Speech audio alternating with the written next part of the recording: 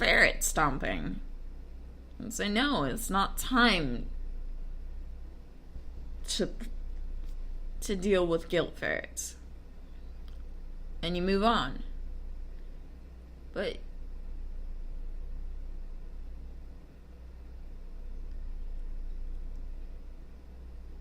guilt has its place in your emotional repertoire. Guilt has its place. And feeling guilt makes you human. Being consumed by guilt makes you a less functional human being. I'll be the first one to say that I am just as guilty as anybody of being consumed by guilt. So I'm not preaching over here. I'm really not. I'm not trying to. I'm trying to share my ideas on how to deal with it. On how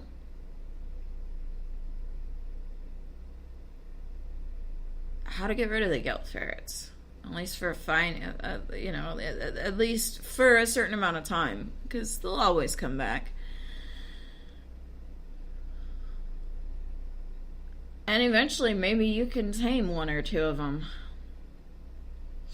and get them to leave you alone entirely for long, huge periods of time. There are things that I did when I was a kid that I still feel really guilty about. I don't know. I guess it was 11. Yeah, I guess I was 11. I would have been in 6th grade, and so I was coming up on the age where I wanted to start wearing makeup and acting older and all that stuff. And I remember being at the grocery store with my dad, and I went into the makeup aisle and I stole a tube of lipstick. And I was, like I said, I was about 11 years old. We're 20 some odd years, maybe 21 years, removed from this incident. And I still feel guilty about it. I'm not consumed with guilt over it. It was one tube of lipstick. I was 11 years old. Yeah, sure, I knew better, but, kids do shit like that. And so there's no reason that I should allow that guilt to consume me. But you know what? I feel bad. Because it wasn't the right thing to do, and it was the stupidest thing to do. I understand my logic. I don't agree with it. But I understand it. And yeah, maybe I got away with it. But I still feel bad. Now, that grocery store went out of business 10 years later.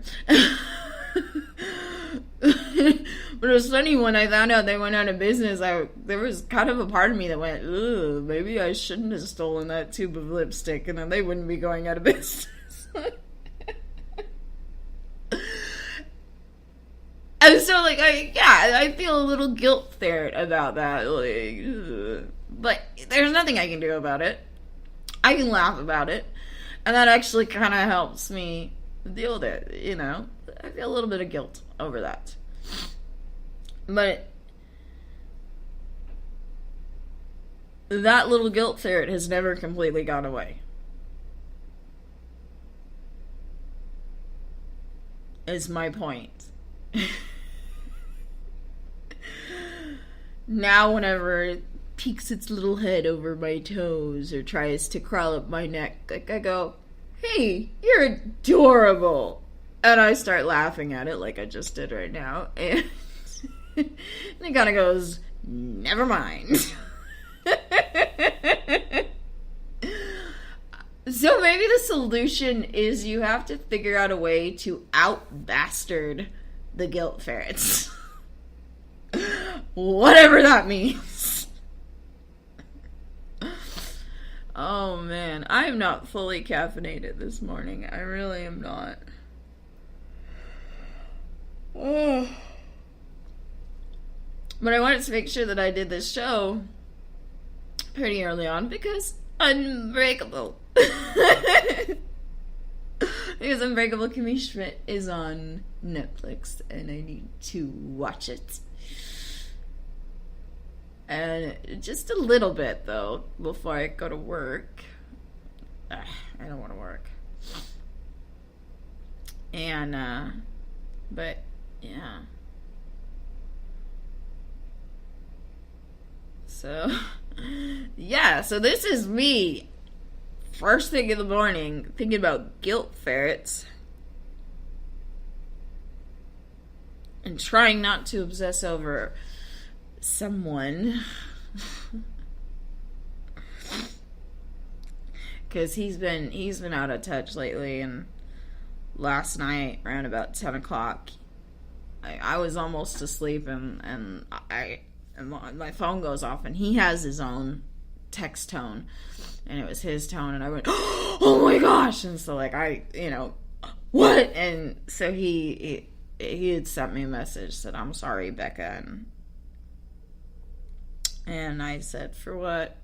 Because when you're that vague, like, my mind goes to some really scary places. And then I sat up for a little while waiting for a response, and then I went, oh, fuck it, I'm going back to bed. But then I saw this morning that he did respond, and he just said, for being out of touch lately. And I don't know what to say to that. I really don't, because my first instinct is to say, oh, it's okay. Like, it doesn't bother me, but it does bother me. So. So I think I'm just going to leave it at that. And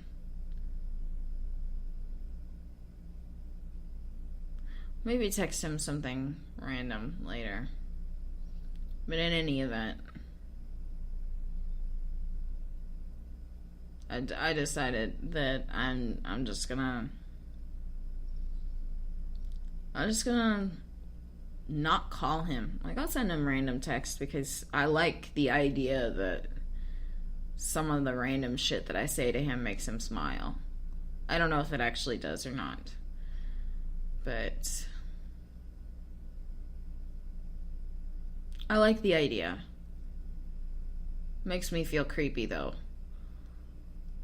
Like, it really does. But I'm just gonna not call him. Let him figure out when he's ready to talk.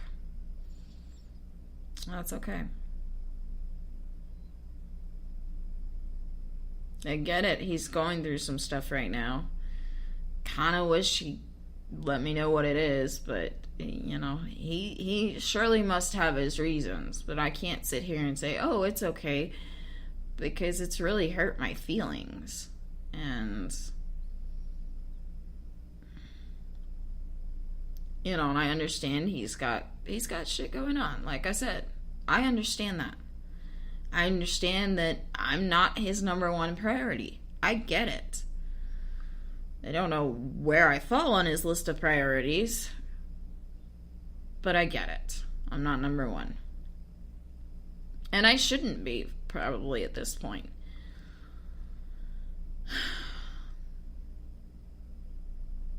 But I can't pretend like it hasn't been driving me crazy. And really, like,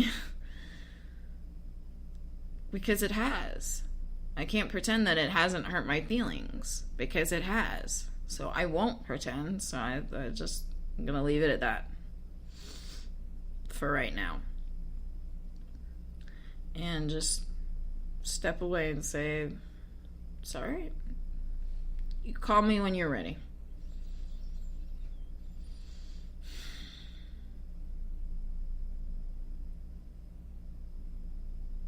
Damn it, guilt ferrets. Because the guilt ferrets are now like biting my neck and going, wait, but maybe he needs you to keep calling to remind him that you care, that you're not really mad at him. Damn it, guilt ferrets. I don't want you. You're bastards. So I'm gonna go deal with my guilt ferrets for a little while, or at least silence them by watching Unbreakable Kimmy Schmidt. I get really obsessive about certain things. I know it, and I know it's like dorky things, but anyways. On the plus side,